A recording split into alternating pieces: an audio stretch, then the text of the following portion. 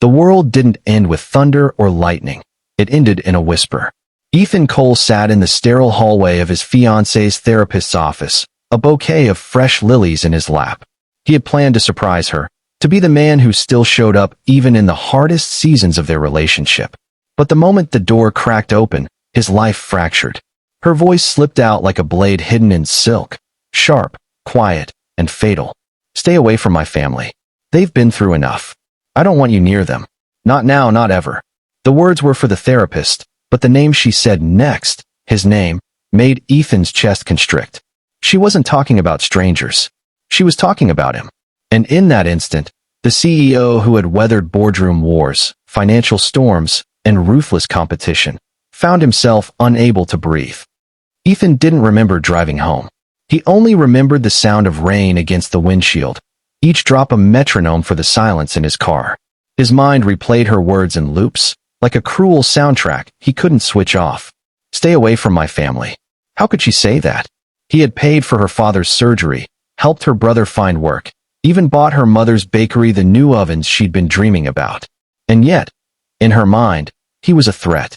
That night, Ethan sat in the dark of his penthouse. The city skyline spread before him like a silent judge.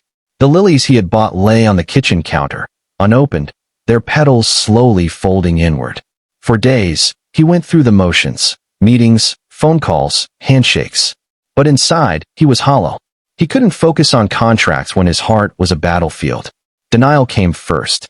She's just stressed. Maybe the therapist took her words out of context. But the truth clawed at him. She had said his name. She had meant it. It wasn't just betrayal. It was the realization that love doesn't always mean trust. And without trust, love was just a word with no home.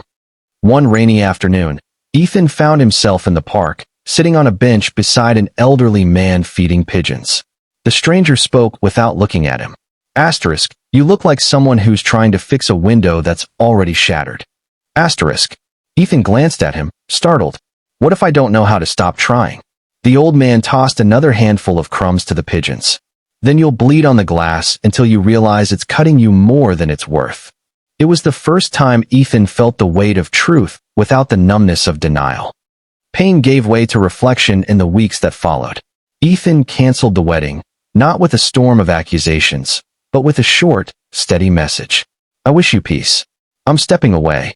She didn't reply. At first, the silence was unbearable.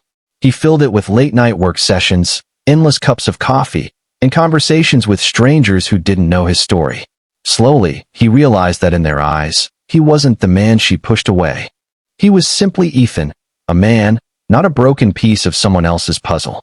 One morning, while grabbing coffee, a young boy bumped into him, spilling chocolate milk across Ethan's suit.